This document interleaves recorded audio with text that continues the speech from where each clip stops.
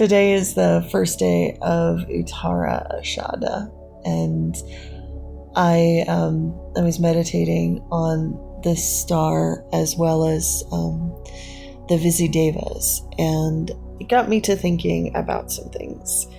So UttarAshadha is the second nakshatra after Purvashadha. So while Purvashadha is us learning how to become invincible, UttarAshadha is ultimate invincibility.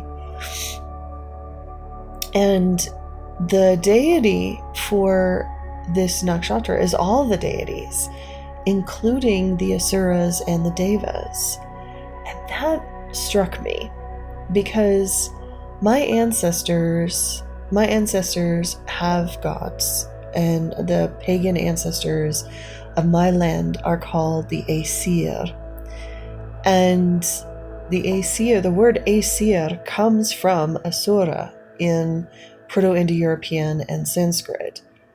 So it's very possible that my gods are the original, maybe Asuras that came out of the northern India long ago, and their essence or their energy was just transferred up to the northern tribes with my people, and I do magic of the Aesir. I sing and galder the runes and the ancient Aesir magic. And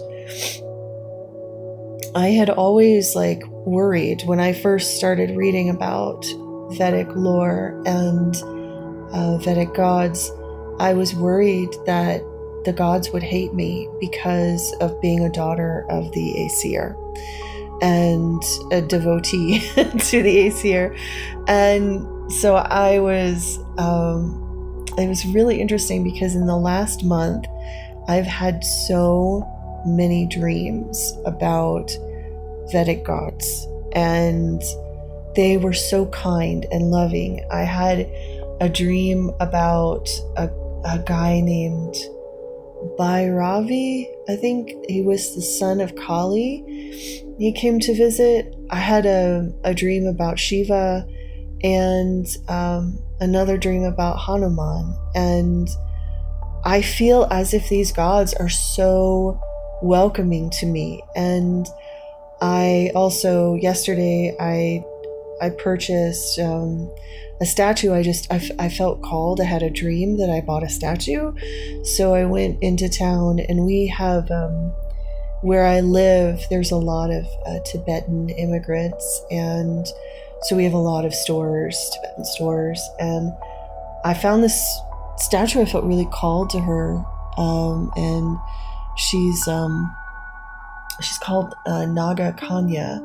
And she represents the Nagas, and I love how she is this cross between Buddhism and Hinduism, and that she is all about protecting people who are on the Kundalini journey, and she is a good connection to earth spirits, which I primarily work with. So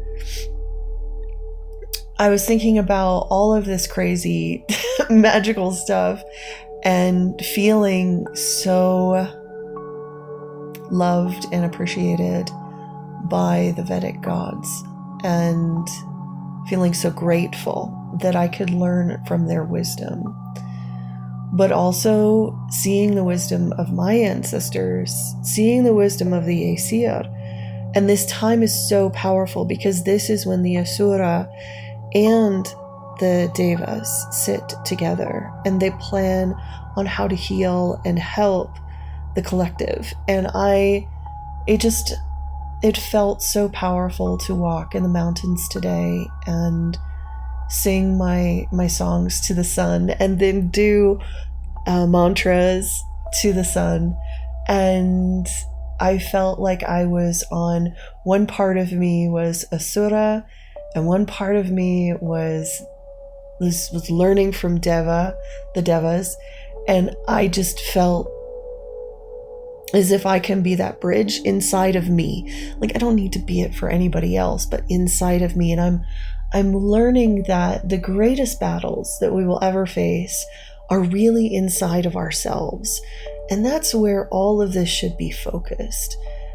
The world is such a powerful distraction from all of these emotions and internal mechanisms that just simply we project onto the world.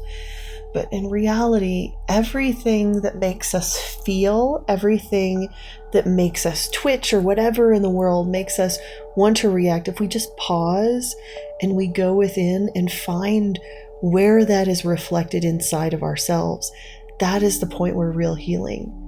And I ended up just sharing just some personal thing.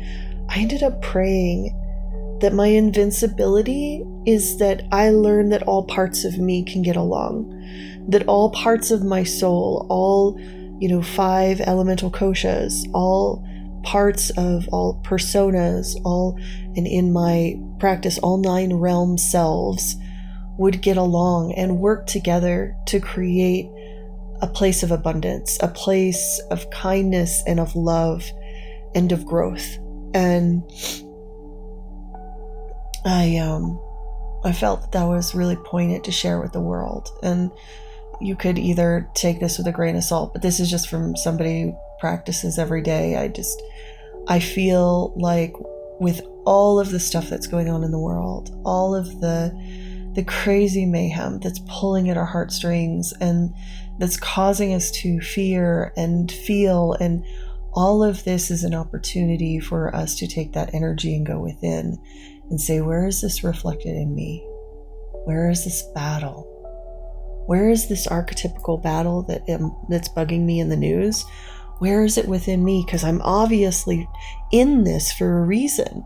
We are all here for a reason. And I was thinking about the astrologer Bibhu Dev Misra and his theory that the Kali Yuga has ended. That the end of the Kali Yuga was in 2025. He wrote a whole book, a dissertation on his calculations and where he got it from the Vedas. And I just think it's really fascinating that if this is true, that we are exiting the Kali Yuga. A lot of our souls got really corrupted in the last probably couple thousand years as the souls began to become more and more corrupted. And so there needs to be a purification process happening. And that has to be on an individual level. Every soul has to face itself and purify. And I sometimes wonder if there's so many people on the planet right now because we are all the ancestors reincarnated in the same place at the same time, so that we can trigger each other and so we can do the work to purify our inner souls. That's my little meditation for UttarAshadha today. So if you're interested, I highly recommend the works of Bibhu Dev Misra. He has a great book on the Yuga cycles, and also, if you're interested in nakshatras, there's a lot of information online on nakshatras, but I really like Vic Takara's book, 27 Gods, 27 Stars, and 27 Stars, 27 Gods.